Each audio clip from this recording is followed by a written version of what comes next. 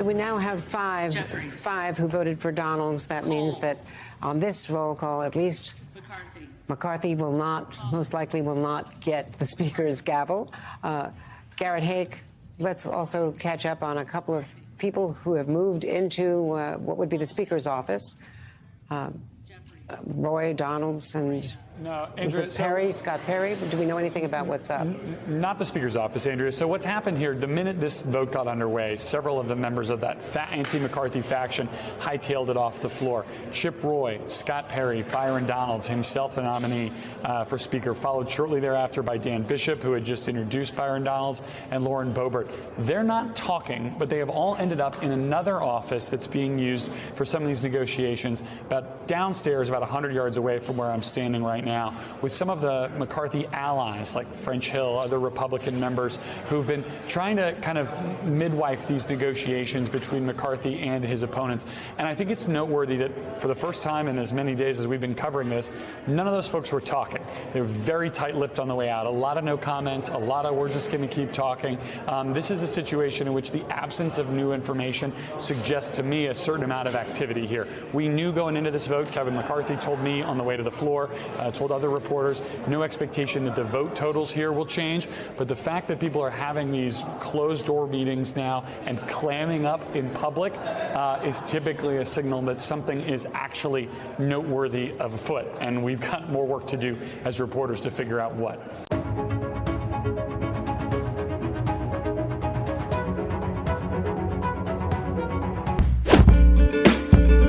I want to begin by saying how much I have anticipated the gentleman from Michigan's arrival in this House, not in the Senate, not in the old staid, unchanging Senate, but in the House where we make change. Yesterday, we could have elected the first black Speaker of the United States House of Representatives.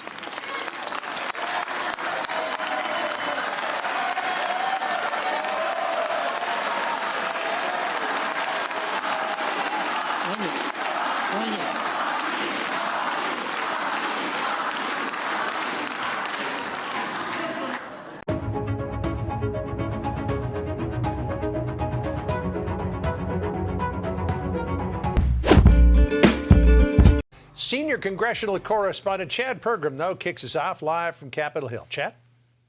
John, good afternoon. The House is now in the middle of a 7th vote for Speaker, but they're going to have an 8th vote. That's because there are enough votes to block Kevin McCarthy on this ballot. Now, just a couple of moments ago, we had a vote by Matt Gaetz for Donald Trump. Keep in mind that the Speaker of the House does not have to be a member. Now, the key in these roll call votes today is for Kevin McCarthy to demonstrate signs of progress. McCarthy has been stalled at 202 or 201 votes since Tuesday. He needs to get closer to 218. John James, a freshman of Michigan, nominated McCarthy. James said the GOP needs to learn how to win. And then he noted that he's a fan of the Detroit Lions. Now, Dan Bishop of North Carolina nominated Byron Donalds. If the House winds up in another lengthy vote series, members say that shows McCarthy lacks the votes. The problem for McCarthy is making concessions to one side and alienating others. Now, there are demands from McCarthy opponents for positions on key committees. They also reserve the right to call a speaker vote in the middle of the Congress if they don't like McCarthy. Now, here's something to watch. Potential absences that could either help or hurt McCarthy depending on who is out. 1923, it took 9 votes to elect the Speaker. We're not quite there yet, but in 1923, it also took 3 days. This is day 3. Now, right now on the scoreboard, there are 14 votes against Kevin McCarthy. He can only lose 4 if we're at 434 members voting. And so that's the issue. We're at 14 votes, so we're going to go to an 8th vote here, an 8th vote. The question is whether or not they do that right away. Last night, we had an adjournment for several hours. They came back into session, and then the House adjourned again. They voted to adjourn. You have to have enough votes to adjourn. You had McCarthy allies who wanted the adjournment. Democrats wanted to continue to embarrass McCarthy and show how he didn't have the votes, and they would have teamed with some of the McCarthy opponents. That vote to adjourn passed by one vote. It was a very close ballot, so it's unclear if they would even be able to adjourn or be compelled to continue to do this over and over and over again. Keep in mind that the rule is you have to keep voting until you get a Speaker of the House. And 3 days now of not having a House of Representatives fully constituted. John? All right, Chad Pergam for us, watching all the action on Capitol Hill. Chad, thank you. I'm Steve Doocy. I'm Brian Kilmeade. And I'm Ainsley Earhart. And click here to subscribe to the Fox News YouTube page to catch our hottest interviews and most compelling analysis. 8. Count them. 1, 2, 3, 4, 5, 6, 7, 8 public humiliations for Republican leader Kevin McCarthy, courtesy of the Republican rebels in his own caucus. This is the unchanging face of the opposition, 20 members of Congress who have repeatedly said no to making McCarthy the leader of the new Republican majority in the House, putting him a few heartbeats away from the presidency. Let's get over to John King, who has agreed to take a stroll over to the Magic Wall to tell us just who these 20 men and women are. Jake, we see them on the floor casting their votes. Let's map out and show where they come from and why they might not think, at least most of them, that this might hurt them politically back home, that it is safe for them to defy the leader. First, just set the table. There are 222 House Republicans. That's a net gain of 10 from the election that was just shy of 60 days ago. Democrats, 213 here. The number's actually 212 because Democratic Congressman Don McEachin of Virginia passed away after the election. So Democrats are down to 212. This is the verdict on Election Day. So you mentioned, who are these holdouts? Well, let's take a look. 21, if you count Congresswoman Sparks of Indiana, who has voted present. She says Kevin McCarthy needs to close the deal. That's her form of protest. These others, as you see them, have voted for other candidates. And as you can see, geographically, it's a diverse mix. They are Republicans from all across the country. Here's another way to look at it, though. This is their win margin. If it's deep red, that means they won comfortably.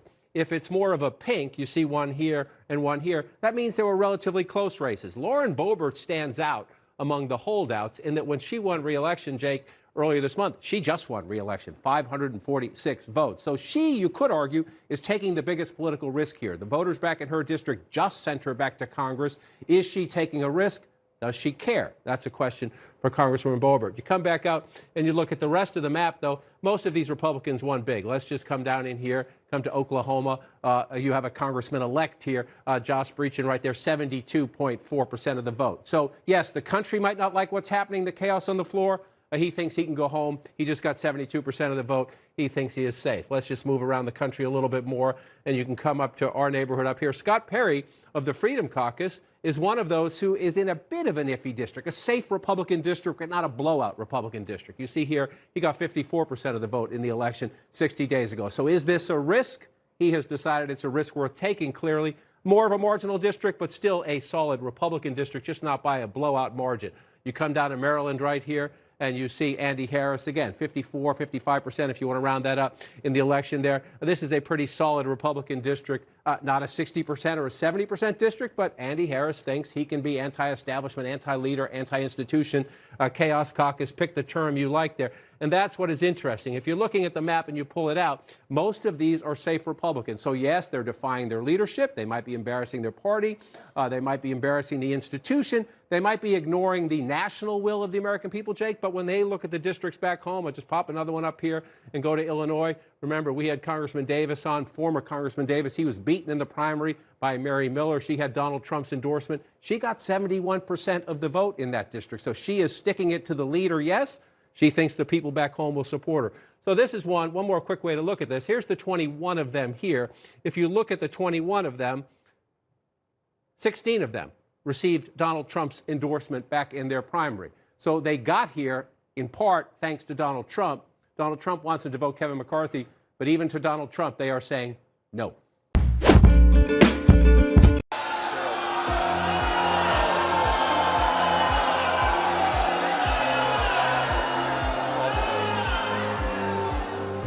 This handful of members is very clearly looking for notoriety over principle. That's what it is. And anyone who suggests differently is in some kind of make-believe fantasy reality. It's not true. I mean, I think, it's unfortunate because the longer this takes, the longer it takes for us to be able to work for the American people. What is your Excuse us. Are you going to be voting today? How are you going to get more votes, sir? Go talk. But they want us divided. They want us to fight each other. That much has been made clear by the popcorn and blankets and alcohol that is coming over there.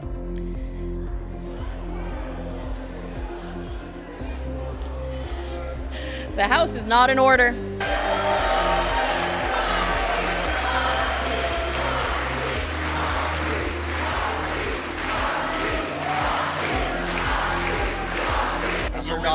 And you're not prepared to give in?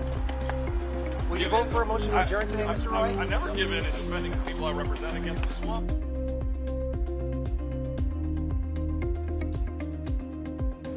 Sanchez. Jeffries. Santos. Santos.